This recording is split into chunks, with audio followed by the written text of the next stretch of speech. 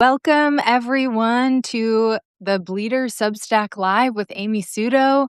I am so excited to chat with you about your new book, Write for Money and Power. When I saw that title, I was like, hell yes. And you are super successful on Substack, and there's lots to learn from you. So excited to learn from you and share your wisdom with the rest of the bleeders. So before we dive in, could you share a little bit about yourself and maybe the Cliff's Notes of your origin story? Yeah, so my name is Amy Suto. I came up as a TV writer, and I know, Courtney, that you are in like the industry as well. So I spent 10 years in LA working on TV shows, and I just found out that when I finally got to like write an episode and like work with the CIA agent, I thought I was living my dream.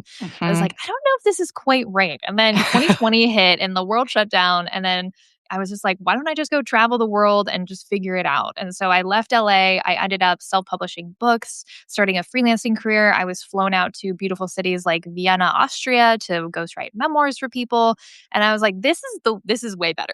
Like this is more of like what I want to do is create my own art, make my own work. And that's kind of the direction that I went on. I have a top 25 best-selling Substack, Make Writing Your Job, where we help connect writers to high-paying jobs, opportunities, grants, residencies, contests, things like that. But no, I think, and Courtney, also congrats on your book launch. And I was Thank just you. reading a post about how you are, recording your own audiobook. So I think that is so cool to meet somebody who is also such a self-starter, that you're just doing all of this like incredible stuff. You're building communities online. So really excited to chat with you today.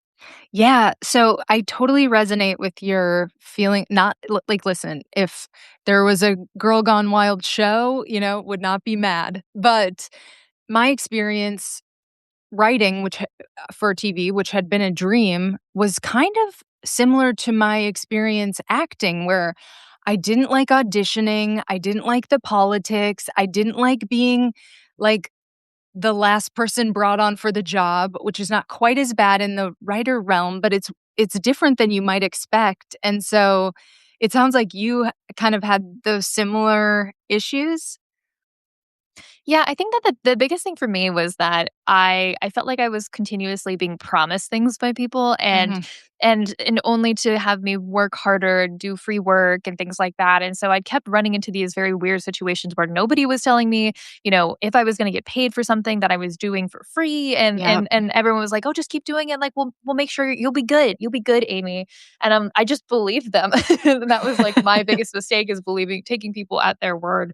And then as I was coming up in Hollywood, I started moonlighting as a memoir ghostwriter. And the weirdest thing started happening, where my clients on the memoir side were like, "Yeah, we will pay you for your work. We'll fly you out, and then we'll interview you. How about you come to our family reunion and interview everyone for a memoir? And oh, by the way, my father's not my real father. Here's my new family." And then I'm suddenly in this like crazy experience that's so much fun and so much more dynamic. And my clients were more excited to work with me than I was Mhm. kind of like receiving a reception in Hollywood, where producers are trying to get free work from you. So they're being very cagey about what they need from you. They're not signing contracts with you. Whereas my freelance clients were like, here's a contract, here's the deposit, let's go. By the way, like, here's your plane ticket. I'll see you next week.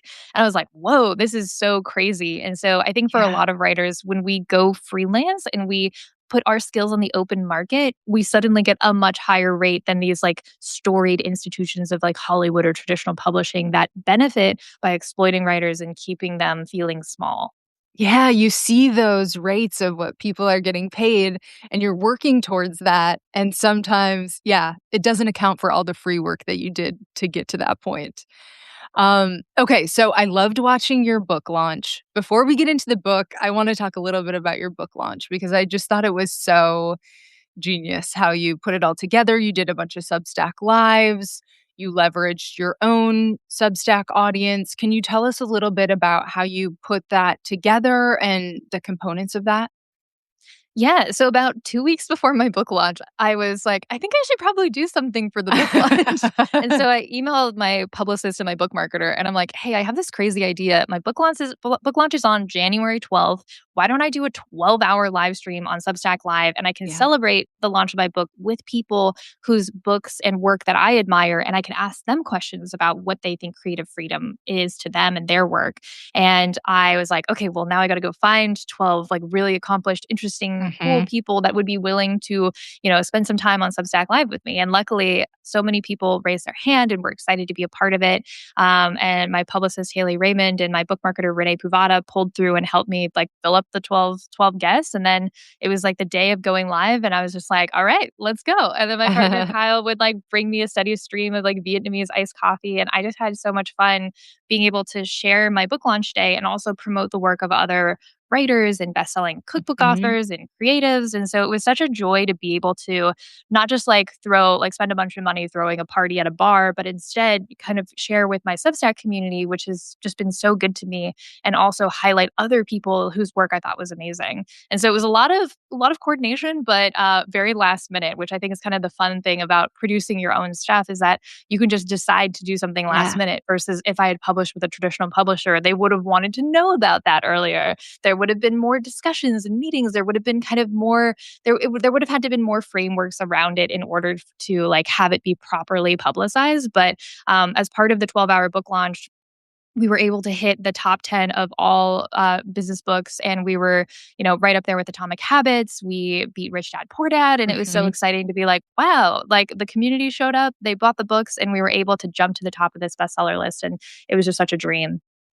Did you do anything kind of more traditional, like BookBub or anything like that for reviews, or did you really lean into your own community?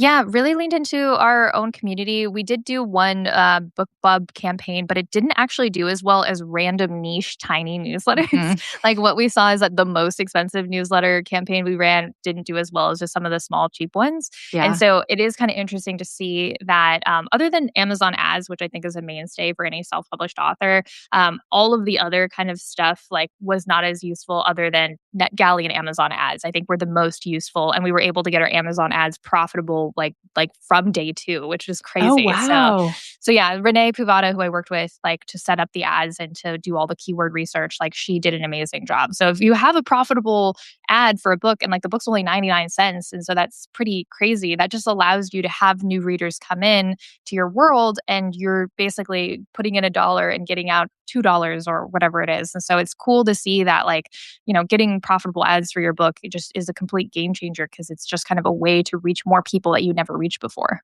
Yeah, I love that. So I'm with a small press for Girl Gone Wild, but I held my audiobook rights. And so I'm wondering, normally with traditional publishing, you wouldn't be able to, like, those campaigns wouldn't make financial sense. But I'm like, maybe I can do that with my audiobook and just like get my feet wet and see what it's like. So very inspiring. Okay, so you position writing as a path to both money and power. Tell us a little bit about this premise. Yeah, when I was coming up with the title for the book, myself and my partner Kyle were like sitting and sitting next to each other, like late one night, late at night, like in front of the computer, and I was talking about like what the title of the book should be, and he's like, "What would you have the most fun writing?" And I'm like, "I'm going to write a book called Write for Money and Power because I think it's something that so often in our lives as writers, we're told not to want these things, and Yeah. so Write for Money and Power is kind of a very loud title to talk about things that are very taboo in the writing world." And especially in like traditional institutions like Hollywood or traditional publishing, there's so much pressure put on writers to adopt the starving artist myth. But Yes. in this book, I wanted to kind of pull back the curtain and being like, hey, all those artists that you thought were starving, it turns out, William Shakespeare owned a percentage of the Globe Theater and got that revenue. That's passive income for him. And he was well off. And like, and all of these other writers and creatives and Renaissance sculptors, like they actually were making bank because they were business people as well as creative people. And so I think that that was something that I wanted to pull back the curtain on. And then also talk about power, not just as in, oh, I want to get a fancy title, but power as the ability to have the flexibility to live the life that you want. So traveling the world, creating your own IP. Because when I was Mhm. in Hollywood, I saw a lot of people with fancy titles feeling very powerless because they could never get their passion project made. And that wasn't real power to me. Yeah. Oh my god. Okay, so let's dive into IP a little bit more because I feel like I've been doing research for my MFA on this, but we are in this kind of reversion to the first book business, which people don't really realize, like, this is how publishing was when when it first started. Like, people were self-published that you now think of as, like, the greats. They funded their own projects and they owned their own IP. So, what does that mean to you? Like, did you think about publishing with a traditional publisher, or were you, like, gung ho on self-publishing and owning your IP? How do you think about that? Yeah, from the jump, I knew that all of my books are going to be self-published, and I like started to like dip my feet in like a few years ago. I'm like, should any of my books be traditionally published? But then when I dove deeper into the research and I saw how even if you get $100,000 book advance, it gets eaten up so fast with agent fees and lawyer fees, and then the royalty that you make on the book is like pennies compared to what you make in self-publishing. And that sounds kind of crazy, but when you're self-publishing, you're allowed to keep like 60 to 70% of the Yeah. royalties depending on what channels you use. And that means that you can charge less, reach more readers, you can do Amazon ads and things like that. And so the math just checked out for me. And I had already gone through Hollywood and I had like talked to a lot of different traditionally published writers and some of my clients, I watched them, my memoir ghostwriting clients go through the traditional publishing journey and just be kind of destroyed by it. And it was very disheartening to see like some of my clients who were Olympian athletes and huge founders just get eaten up by a system that should have treated them like royalty. And so it was kind of interesting to see that. And I'm like, oh, well, I'm not an Olympian. I don't think that I'm going to get the kind of treatment that I would want to hand over my rights and the percentage of my royalties in that way. And so because I was already freelancing and running a Substack, I was able to use that income to then fund the book and the book launch. And so I think that that's something that I teach in Write for Money and Power, which is how, as a writer, to have multiple streams of income. So your freelancing career, which funds you until you have your Substack making money or your paid newsletter Mhm. making money, to then also build your book audience that you can sell a book to and have this really cool community that kind of creates everything. And it also is really cool, like what you're doing of like building a podcast empire and building a community that really loves what you're doing and retaining your audiobook rights. Because when you really serve your community and build things for them, like it's just such a great ecosystem of kind of helping your community and giving them the things that they want, and then also receiving resource in return. Yeah. So let's talk about those different buckets of income, because a lot of the traditional methods of making money as a writer are totally under threat. I mean, even I teach, how to build your bylines, and it's like there are fewer and fewer places kind of by the week that you can submit your work to. So, how do you think about kind of the best options available to writers today? Yeah, what's so cool is that at Make Writing Your Job, like we have a community of 30,000 writers and we're constantly getting feedback from our writers on what jobs they're landing, what opportunities are paying them. We've done like panels and I do writer spotlights and case studies with people about like what is actually working right now. And the thing that we're seeing the most is that high-end book ghostwriting, book editing is actually paying great because everybody is rushing to self-publishing. And if you're hiring a ghostwriter for your memoir, it is not just a book that you're trying to make money on. It's an Huh? heirloom. It's something you're passing on through generations. So you're not going to just try to find the cheapest writer to bang something out. And even if you do use ChatGPT to help put stuff on paper, you're going to want somebody to actually dive in and pull details from you, ask good questions. And so the kinds of clients that are hiring memoir ghostwriters are wanting that bespoke process of kind of like hiring a journalist to interview them Mhm. about their life. And so it's more about the process than just the outcome of whether this book makes money.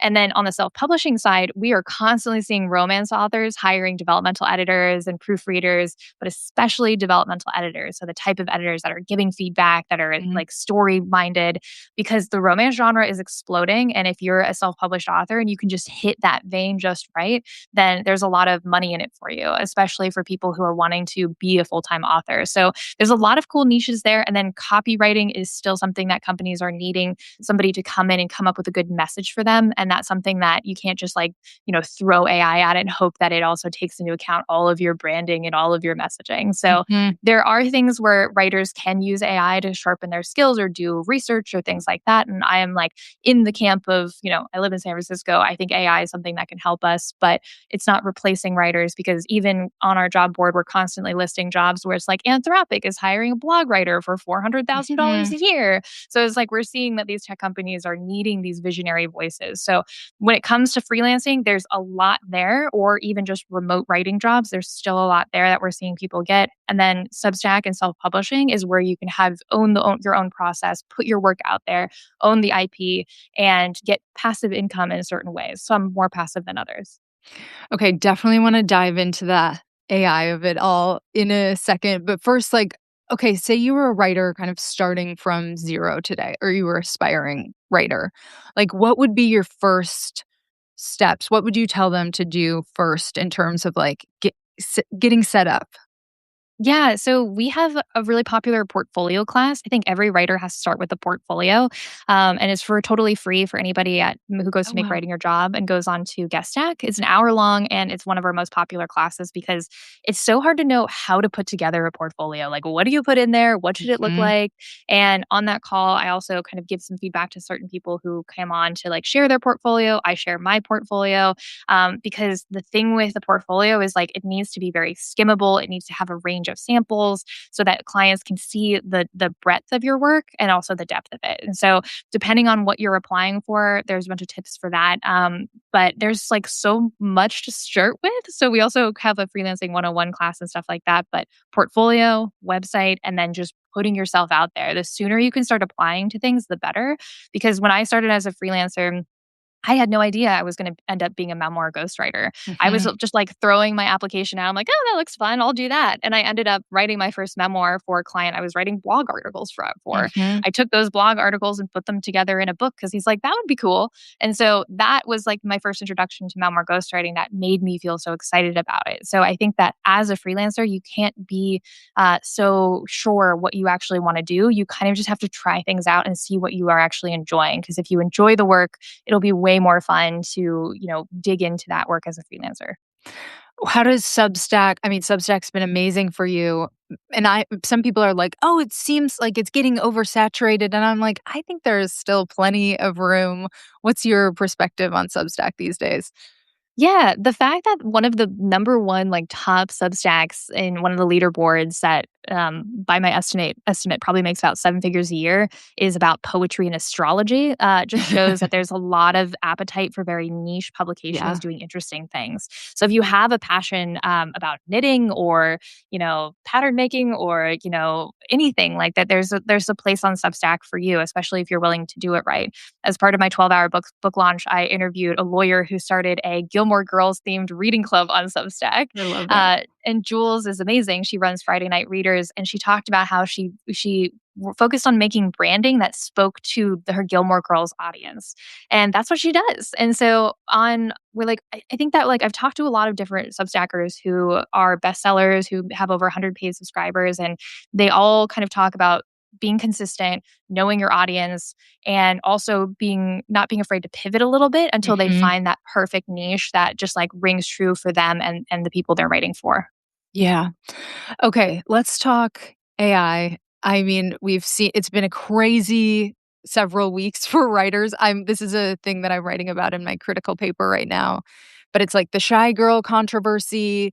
There was a New York Times book reviewer who basically got busted like using AI and it sort of plagiarized a Guardian review. There's been a bunch of news stories like this that have come out. I feel like people are either very pro or very anti, and I'm like, "Guys, what about the nuance in the middle?" So, I would love to get your perspective.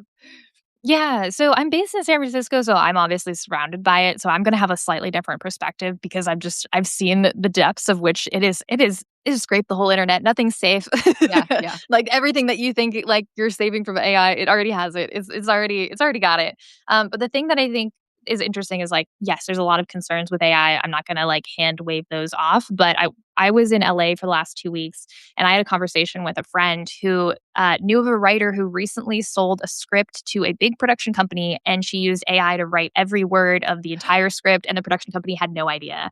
So What? when people and is sold for money. Is going to probably maybe get made, and it is all AI, and it's a big production company. So I think that I a lot of people who are like, oh yeah, writers aren't using AI. We all are in this together. Writers are using AI.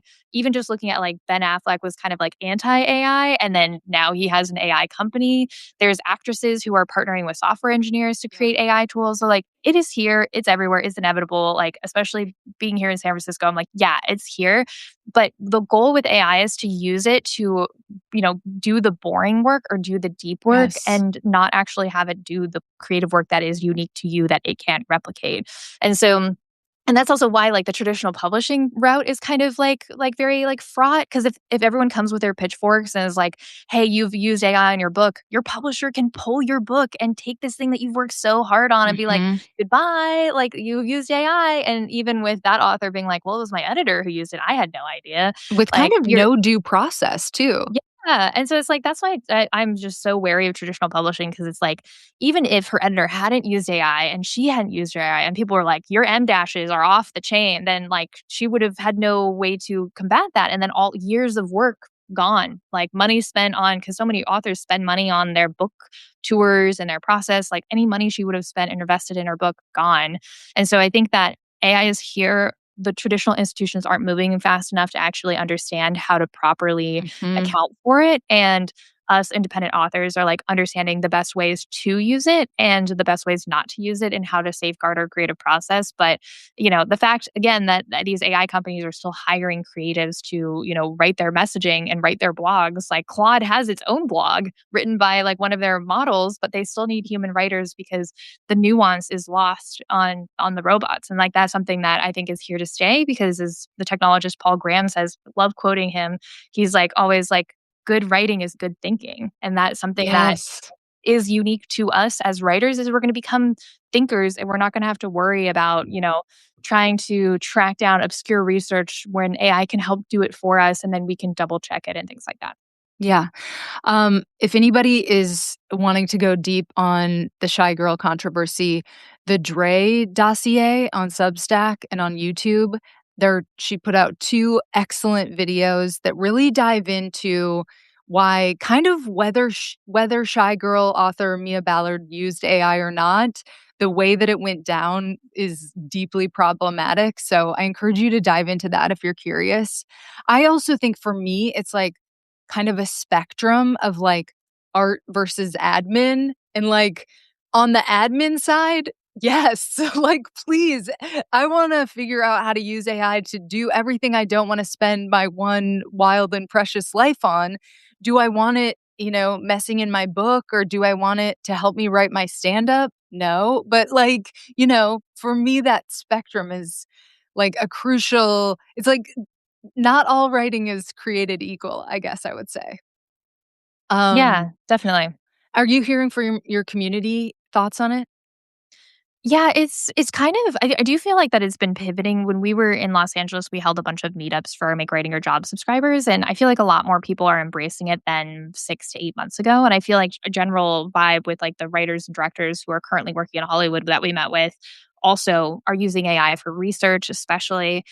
So I think that the sentiment has shifted, and I think that a lot of people are now, like, more on board with it. I especially professionals, working writers and professionals in the industry. So I do think that we're seeing a big shift. There's still like a large public, anti-AI consensus. And I Mhm. understand. Like it's like we Yeah. have environmental concerns, we have copyright concerns, like totally. Like I'm with all of that as well.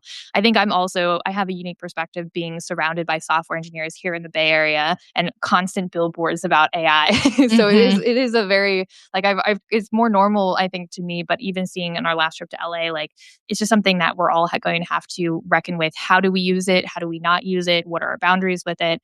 Um, and even today, like my partner Kyle and I launched a tool that we made with AI called Cozy Apply, where you use AI to autofill job applications. And because like job applications are the most annoying thing on the planet, and as Yes. freelancers, we have to fill out so many applications, so many grants, contests, residencies, forms where we do the same thing 100 times. And so we're like, let's use AI and just do this for people. And so we built that and now we launched it and we're like, this is making our lives better. Like this should hopefully make everybody's lives better. So I love your art versus admin. Like I'm all for like AI getting rid of the admin work I spend hours doing. Yeah, totally. I would love to hear, like, a case study or 2, if you can think of any, of maybe people in your community or just other people you know that have really kind of embodied the right for money and power ethos. Yeah, so we have one writer in our community who's been crushing it. She basically started her freelance career like 6 to 8 months ago. And before that, she was a biologist. Her name is Allison. She runs Monkey Girl on Substack, a great publication. And she started like 6 to 8 months ago and got on our job board and has been crushing it and has been landing. She was actually on one of the panels that we did on Guest Stack that's free to watch, talking about how she got in from scratch to book developmental editing and ghostwriting like from zero, like no freelancing experience, was a biologist before. And it was been really cool to see her also go out with her memoir and and also publish chapters of her book on her Substack. And she's created a full-time income from scratch, Wow. like within less than a year. And it's so cool to see like her grow. We've also seen just like other people in our community land their very first pitch they've ever pitched in their life. And so it's like really cool to see people who have no experience or little to no experience in the freelancing world. Maybe they've written before, but they haven't put their work out there to become a professional writer. And so it's really neat to see people just like from scratch land really cool stuff. I even interviewed a travel writer, Andy Utter, recently, who pitched something on our job board and got one of her short stories published in an anthology. And she's the first short story in the anthology. And she just got to hold the physical copy of the book in her hands. And it's for a big travel company. And so it's really cool to see people who are crushing it and doing. And Allison's in the chat. Hi, Allison. And so it's Yay. really cool to see people who are starting and doing really wonderful things and expressing themselves creatively and being able to really like land cool opportunities because they put themselves out there. And that's the thing that we talk about a lot, like and encourage writers to do is like you can't you miss all the shots you don't take. You got to Yep. apply for stuff. And so that's why myself and our team of curators, my partner Kyle, spend so much time like putting together the writing job board and the pitch list and grants, contests, and residencies because we're like these writers need to know they can get paid to get flown out to Berlin and like write stuff. Mhm. Like I even had a friend of a friend land a Guggenheim scholarship or grant for $1 million, and it's Oh like my god. that's just to work on their art. Like that's so cool. And so I think that a lot of people just don't put themselves out there. They don't know about this stuff, and so it's kind of like my like it's always been a like part of my life's mission. Even when I was in Hollywood, I was trying to get people into freelancing. I'm like, you don't have to Mhm. bartend on the weekends. You can like get into freelancing and be paid way more. It's so cool. And so I've always been an advocate of this, and it's just been like an extension of like my own work as a freelancer is to like help other people. I love that example. I also just feel like sometimes people are ashamed of whatever job came before, their writing dream. And it's like, no, leverage that. Like in Allison's case, like that's a really interesting expertise to have to maybe lean into if you choose to do that. How would you advise someone who is like trying to build their authority in a space that they maybe are not a super authority yet? Yeah, well, I think it's like I love what you said about not being ashamed of your past life and really leaning into it because like it's so fascinating. In Allison's case, like I highly recommend everyone check out her Substack Monkey Girl, where she shows like photos and videos of the monkeys in her past like biology life of like being a biologist and studying monkeys. And it's so fascinating, and the way that she infuses that into her writing journey, I think is just really exciting. And I think that like for me, like bringing in like my Hollywood TV writing into the way I approach memoirs was really helpful because I can be like, hey, like I think like a very cinematic approach to things, especially books, is very helpful. And so whatever you have, like everybody has like a unique advantage or a unique piece of knowledge. And we've even seen people land jobs on the job board because they have like a very unique kind of like passion for something. Like someone landed like a Buddhist monk job because, writing like a memoir for a Buddhist monk because they had been to Japan frequently and that Yeah. was something that they like had known a lot about that subject matter. So being just really passionate about something or having traveled to a place whatever you have access to, you can leverage. And so you should just show up on Substack and start telling your story. And I think that Substack's such a great place to just start publishing things about your life and just see who shows up and see who's interested, because then you're also building that fan base around your work. And Courtney, I'd also be curious because like I mean, you've obviously just recently put out your memoir and you've built your whole community around, podcasting and kind of having this funnel for people to find your book, which led to a successful book launch. Like, what advice do you have for people? Because I think that you've accomplished something so special with your expertise in podcasting and building communities around conversation. Yeah, I think, I used to shudder. I have a class called How to Build Platform for Writers Who Shudder at the Thought because that was me. Like whenever I heard it, I was like, "Ooh, I don't want to do that." But it turns out I've kind of been doing it despite myself, and I really think I mean, I feel the same way that you do about owned media and, like, the things that you can control, and we're so lucky that we live in a time where, like, you can just start a podcast, you can just start a newsletter. Ideally, maybe you start both and, bring people along on your journey of like, I'm not trying to gatekeep anything. I really am trying to like, on the Bleeders, I talk about book writing and publishing. On Podcast Bestie, I talk about podcasting. And like, I'm trying to share, I'm trying to learn from other people that I have on those podcasts. And like, I think that's been my best method of community building. I also have a sex podcast called Private Parts Unknown. That's kind of a separate audience, but a separate outlet for me. I would recommend people try to build one platform, but but I can't help myself. But yeah, it's I think platform and community are kind of the same thing if you're doing it right. And so that can really be a launch pad for your project. I didn't know how important it would be when I was thinking about launching my book. And then I was like, oh, the only thing I can rely on is my own audience. Everything else is borrowed. And so, the earlier that you can start building that based around your own passions, I think the better. And then what do you feel like in terms of kind of like putting together your memoir? Did you find that podcasting kind of helped you start to uncover the stories that you included in it? What was kind of the process of putting that together, and did your kind of like putting yourself out there on podcasts every week kind of help you with that? I think it's so funny because some of the topics are overlapping, but I've covered them in very different ways. I think for me, podcasting showed me what I was afraid of talking about, which is a good signal that, like, that's something you should write about. Like, I was really terrified to talk publicly about my abortion because it was just like a major source of shame for me. And so, when rights started getting stripped away and I was like, wait, why am I not talking about this on my podcast? That maybe I should start doing that. Maybe I should write an essay about that. Like really listening to those signals has been helpful for me. But it's so funny that I wind up covering kind of similar things, but in very different ways. Yeah. I love that. No, I think that that's great. I think there's something nice about kind of like having places that you can have like an outlet for your thoughts, like a podcast or Substack, and then it kind of like starts to shape or inform like what like I like that signal or like the things that you what am I not talking about that made it Yeah. interesting. Like I love that litmus test. I also think for like, I'm working on my second memoir now, and what I think is maybe underutilized, and it seems like maybe you did some of this with your overlapping kind of platform with your book, but like you can use it as an interview tool. Like I'm on Private Parts Unknown interviewing, like my second book is unpacking this question of do I want to be a mother?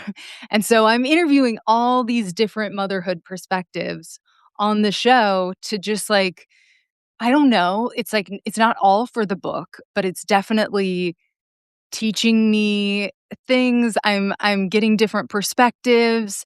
I'm definitely getting some material that I can use in the book. I'm not totally sure what that is yet, but it's just giving me an avenue for exploration that I think is really cool. And yeah, lots of people could do, whether it's a series of Substack lives or a podcast or a Q&A series on their Substack, whatever. Yeah, and I think that that also is something that, like, it's why novelists used to be journalists first Yeah. before they wrote novels, is because you need something to build from, and that's also kind of what almost like freelance writing in, like, the memoir ghostwriting space is kind of these days, because you get to immerse yourself in strangers' lives you never would interact with ever in your life, and you get paid to do that, and that can then Mhm. fund your work while you're also getting material. Because it's like that's the thing that in our world as writers, it's like, where does our material come from? It's like it can come from so many places, but it has to come from somewhere, or else you're only going to be regurgitating like your own ruminations. Totally. I would love to get a little bit more. Ghostwriting is so fascinating to me. I have never really done it myself. What's your like when someone's like, "I want you to help me write my memoir." What are your what's your checklist? Yeah. So the book that I just ghost wrote for a client in Vienna recently came out, which is really exciting.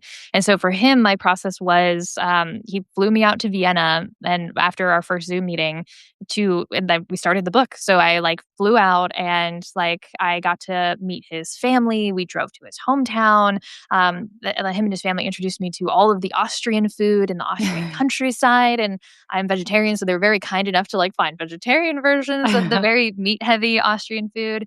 And it was so cool to be able to see like the house he grew up in, and the house that, that he lives in now, and meet his wife and meet his family. And so I got to just kind of spend a week immersed in his life, and then also spend a few days just kind of being a tourist in the city. And he gave me a whole list of things that I should go and check out. So it's really neat as a ghostwriter to be able to like really understand where you're writing about, because it's so hard if you're not traveling to somewhere to just like try to pull those details out of Mhm. nothing or out of conversations. And so some of my favorite projects have been visiting clients in Vienna or in Singapore or wherever they're based. And so that has been a really cool part of the process as a memoir ghostwriter, and is more often than people think is like often part of the process. And I think that like even one of our recent featured jobs on the job board was for somebody to come out to the Bay Area to do a memoir project and interview someone who's a really interesting life story. And so I think that like the in-person conversations is like just gives you something that you miss on paper. And then after the in-person visit, I ended up, working on the pages and working through a few outlines before then I visited his business partners in Canada. So I got to go to Ottawa in the dead of winter, which was like a very cold experience, but like very beautiful. And so being able to like have that journalistic element of like going and seeing these places and interviewing people is like really special. And it does take like a level of like, oh, I've got to come up with some good questions. I've got to pull together this and Mhm. try to find a through line of the theme. And so it's like it is kind of like modern journalism these days. It's like journalism for hire, because you're helping somebody tell their life story and trying to, help them find that thread and stay true to the different voices in their life as well.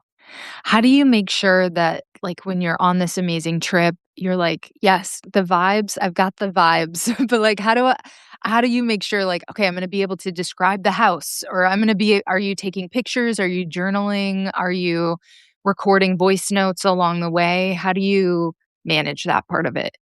Yeah, it's constant voice memos and then photos everywhere. So I'm always just taking like a million photos, and then I'm asking questions. And then if there's like an interesting artifact that the client brought back from a trip to Africa, I'm like, okay, I want a photo of that. Now please describe that. So it's like a lot of like, using your phone for a million different things and bringing a charger along with you to kind of capture the journey. But when I was doing a family reunion story where I was like brought out to this family reunion at this vineyard, I like was there to witness this family having this reunion for the first time where, this woman did a DNA test. Her father wasn't her biological father. She brought in her new family. And they were meeting for the first time in front of me. So I was like having to toggle between not like taking too many photos of being like more of a fly on the wall, and then doing interviews with everybody and things like that. So I had a notepad where I was like taking notes when it didn't feel appropriate to film, and then doing a lot of like audio interviews. So you're having to kind of like be a presence that isn't so like in the moment, and like you're still on the background, but also being able to like know when to ask the right questions, especially if it's a very emotional moment.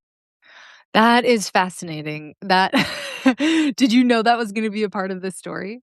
going into it? Yes, I was in on the secret, none of the rest of the family was, and I got to also be a part of the emotions because some people were not pleased, and so it's like it was like a little bit like a reality TV show, and people were like, "Okay, you're the camera and I'm the interview. Let me tell you how I really feel about my sister." And I was like, "Whoa, okay, all right." I am like part therapist, and it's like but it's fun, like, I love drama. I don't love it in my own life, but I love it in other people's lives, and that's what makes me a good ghostwriter is because it's like, I don't want any of that drama, but I'm happy to talk to your siblings and hear all of their emotions and then try to figure out how to craft this in a way that can show all of the texture, but not have the client feel like it is skewed one way or another. Like I'm trying to figure out what perspective and what lens to filter raw data through. Mhm. So when I was doing a series of interviews at the end of last year, and my we want AI was one of the things that we were talking about, and my guess was I was like, "Oh, I think ghostwriting might be, something that AI can at least be a tool because you have all these interviews and like I'm curious, are you seeing any use cases with that or is it so much about the human touch? I'm sure on the editing end it is, but yeah, have you found any use for it? Yeah, especially when you have like 100 page. There was one memoir I did like 6 years ago that was like a court case, and I was given like 400 documents of court cases. I literally printed everything out and sat with like highlighters on the floor, and I was just like, "How am I supposed to remember this name and this recording?" Like it was like just an insane amount of admin work to just be like, "I remember this story. Somebody told it on a recording. I don't remember what Where is exhibit it? that Yeah. like," and it was so hard to find. So the nice thing about AI is like I can get all my transcripts, I can upload them and I'd be like, tell me which interview and where I should look to find this. Then it will tell me and then Mhm. I can go and read it because it is the hallucination for certain models is bad. So it's like if you rely too heavily on it, the client's gonna be like, you say I was into ballet dancing, but I've never done that in my life. So it's like you have to be really careful and you do have to have eyes and ears on everything. But it does help you with organizing the research and being like, oh, yes, now it is time for me to look here. And it can help you with dates and timelines and building a timeline for you. So you can be Mhm. like, take all of my transcripts, build a timeline, and then cite your sources so you can kind of double check it. Oh, I love that. That is actually very helpful. I could see that being very useful. Okay, so let's talk a little bit more about Substack. So there's as many different ways to do as there are Substackers, I'm sure. But like what do you see being like a good formula? Is it really about consistency, quality, personality? How do you see it turning into something that can grow for people? Are there any common themes? Yeah, I this has been a subject that I've loved talking about. I started a second Substack called Pseudoscience for personal essays, and also I ran a 6 week Substack sprint. And seeing the writers in the sprint continue on and how they've like found success and what things are working for them and what things are more of a challenge has been really, really enlightening. Consistency is important, but if you're doing the same thing and not getting a different result, then that's when there needs to be an element of pivot. The biggest, hardest problem is that if you're pivoting too much and constantly changing things on your Substack where you're not allowing yourself to get an audience, and Mhm. there has to be like the distribution element. Substack will like naturally push people out, but one thing that most people don't know is like Substack won't push you out until you turn on paid subscriptions. Like they're not going to touch your publication. Like, and that's something that I keep like shaking people and be like, turn on your paid subscriptions. And so even if like the paid subscriptions like are, like small, maybe you're starting at $4 a month or $8 a month, like, that's great. Just turn it on and don't worry about the benefits yet because Substack will not organically refer you because they're not going to make money from you. And that's Mhm. their only business model. And so you have to turn on paying subscriptions and then you have to see what are people paying for? What posts are getting the most conversions? And then start to lightly experiment with a paywall fairly early on to see what people are willing to convert for. Um, and so there's nuances, but the big picture is just how can you write attention grabbing things for an audience, but not be like BuzzFeed where you're just like throwing out hooks all the time. But how can you think about like what is the most interesting part about this personal essay or this idea that I want to share? And how can I have the headline of something really grab people? Like I was recently consulting with a startup when they were trying to figure out how to launch their paid tier, what the headline should be. And I was like, Mhm. your headline needs to be like 10 times more attention grabby because it's like your audience is used to receiving things to you and this is news. So let's think about a fun way to like pull people in and kind of like come up with an idea for this. So, and I think that that's kind of the piece is like you kind of have to think like a newspaper editor. You're kind of like an Mhm. old timey newspaper editor where you're like headline is everything. Like that's going to be on newsstands. Like what is going to have people pay for the newspaper? And so that's what you have to think about for your Substack is like all of these elements that are often things that we think about last when we're trying to write a great piece and put our whole soul into it. So, I think education, people are usually willing to pay for educational resources, it seems like to me. Not exclusively, like, Zachary Zane has a Substack called Boy Slut after the name of his memoir, and, it's full of this super spicy erotica, and so, he knows where to paywall at exactly the right moment that, like, you wanna keep reading, and so that kind of thing can work, but what have you seen work really well in terms of a paywall? Yeah, so I've interviewed dozens of best-selling Substackers on our Guest Stack series on Make Writing Your Job, and the common theme that I see through everybody is that the paywall works best for them when they are providing real value to their audience, not just in education, but also in kind of like pulling back the curtain Mhm, and trying to kind of show like a behind the scenes or dive deeper into a vulnerable personal essay or share like how much they spent on a book tour and things like that. mhm, So education is definitely a niche, but I've talked to people who have knitting substacks and who are more in kind of like a space that is like semi education, but also just an appreciation of things like astrology or Gilmore Girls book club. They're like things like that. And like they're doing great because they know their niche and what their niche wants because they're part of it. Like they know what they would want and they're building what they want to read. And I think that that's like the thing is like you can't just build for like a made up audience. Like you have to understand like what would make people click pay at this paywall? And so trying to think about that. But there's so many more different things that people will pay for than I think than us writers understand, where it's like it's not just black and white. And mhm. there, I even was talking to one of our subscribers. I was asking her like, what other substackers do you pay for?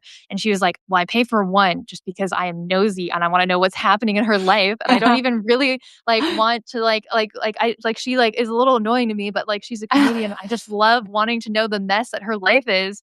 And so it's like some people pay for the voyeurism of it too. So it's Yeah. like not even just like educating people or making them money. It's also like I'm just want to see what this train wreck is leading to. And I met one of the writers on a writing retreat who used that same method is where she had the like crazy dating stories and she would set the paywall or right when like you said where it just starts to get good and Yeah. you're like I have to pay to read this.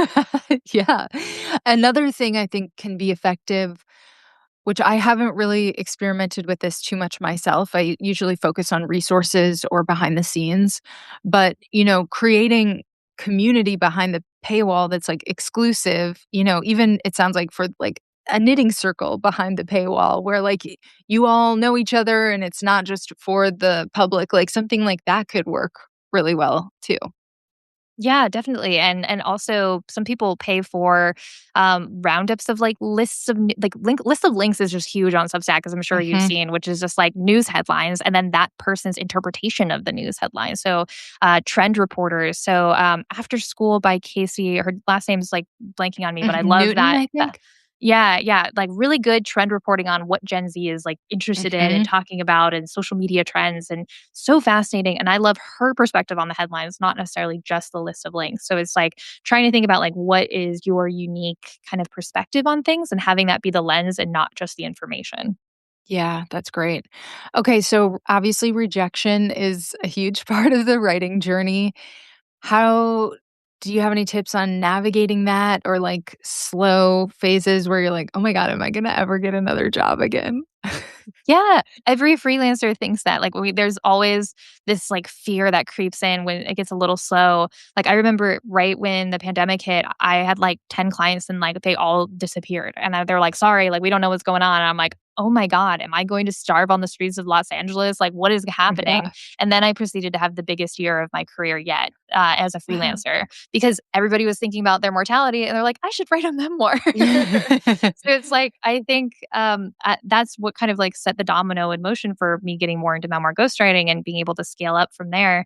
But like at that moment when the pandemic was truly like starting to set in, it was so scary to think about like, oh, there's lockdowns happening. Like nobody wants to hire a copywriter. And Mhm. then it kind of everybody was just working from home and then needed a lot of help with stuff. And so I think that like at every stage, like every single freelancer is going to have that fear. And the only thing that you can do to allay that fear is take the action of applying to things, of putting yourself out there. Because I recently saw this great post from a writer who was one of our Substack sprint writers, and she said that the moment I put my Substack out there, it's like the universe listened and just gave me the most freelance work I've ever had. It gave me this momentum. And I was able to, like, even though they were kind of like unrelated things, that she got this like wave of momentum. So when you put yourself out there, you publish your work and you submit to things, then the world kind of feeds you back with that good energy and good opportunity. I don't know quite how to phrase this, but, like, of your various, writing income buckets, some of them are kind of like owned media like we talked about. What's what's the ratio of, like, that versus someone hiring you freelance or, like a more external obviously, your Substack but is owned media, you are getting that income from someone else, but, like, yeah. Ca can you break that down for us? Yeah, freelancing is still my biggest income source and is something that is like the majority of the money that I make is freelancing is like the biggest bucket. Last year I think it was like 80%. So it's like freelancing is still like the majority of the work that I do as a ghostwriter just because I've been at it for a really long time. So Mhm. clients know how to find me and refer me. And so it's pretty much just something that I've like because I've invested so much time into it, it's just the thing that has been the biggest earning. And then from there, Substack's like about 10%, 15%, and then from there, book sales and things like that. But I try to keep the books that I sell like at like almost like at cost, especially my Mm. educational books, because I want more people to just have them rather than not. And so at this point, I'm not trying to make a profit on the books that I sell, even though I am. It's like because it's like I'm self publishing, so it's like I don't have to make a big margin to make a profit on it. But it's not something that I'm more wanting people to be able to experience the books so that they can have them and use them in their own lives, and so it's more of something that I'm trying to give away as much as I can rather than make a lot of money from them. Have you found the books to be helpful in other ways, like speaking opportunities or, downstream effects of having a book? Yeah, the books are ways that people find our Substack. And so, Make Writing Your Job and Six Figure Freelance Writer, how people get into my orbit to find the Substack and to see what other offerings we have for writers. And then also, they're huge. The Vienna client started working with me because he read Six Figure Freelance Writer, totally unrelated Oh, from his book. But he was like, asking me a lot of questions. He's like, "How many books have you written before?" Then I like sent him the book, and then he's like, "Let's go." Like, what's your rate? Let's go. And like, so it just immediately I see that when you are self-publishing your work and putting it out there, it gives clients like a hey, like here's something you can purchase right now that is my work, and it just gives you a social proof because you finished something, you finished a book and you put it out there. But even when I was a memoir ghostwriter before I had full books published, short stories did that job for me. If you have anything written that's finished that someone can absorb, it just increases your chances of getting really cool jobs. I love thinking about your book as, like, the biggest lead magnet that you could have. Yeah, it's a combination of, and it's also like the thing with books, and like I know that you know this, is like it's like you get to have a conversation with a reader for like 100 hours or however long they spend reading the book, where it's just you and the reader, and that conversation is happening like so many times like around the world, and you have no idea, and then those readers are then finding you, and whether they're trying to hire you or get to know you, like or want to reach out and say how something meant to them, like and that's like kind of the benefit of writing both fiction and nonfiction, is that my fiction books, like I get a lot of sweet notes from readers who are like either harassing me about the next book in the series or saying like this story meant a lot to me, and I'm like, oh, like I've had no perception of you reading this book and experiencing this emotion, but it created that, and so you kind of get this ripple effect of everything that you write and put to the world creates a ripple effect. Yeah, awesome.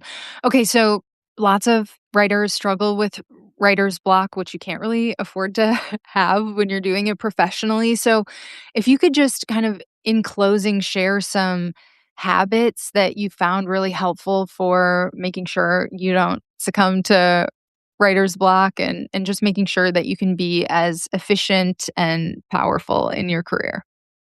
Yeah, I think it's just having routines and showing up on the page, and I think building the muscle is really the most important thing. Is like if you can just have the muscle of just showing up on the page, then it just you just have to do it. And that's why freelancing is so nice because when you have a deadline, you have to show up. You find that you just show up, Mhm. whether like because your livelihood is on the line. So I think that freelancing helps creative work in that way when there is no writer's block when you have a deadline and you truly have to make the deadline. Then you put something on the page and then next time you learn how to make it better the next time you have to show up on the page.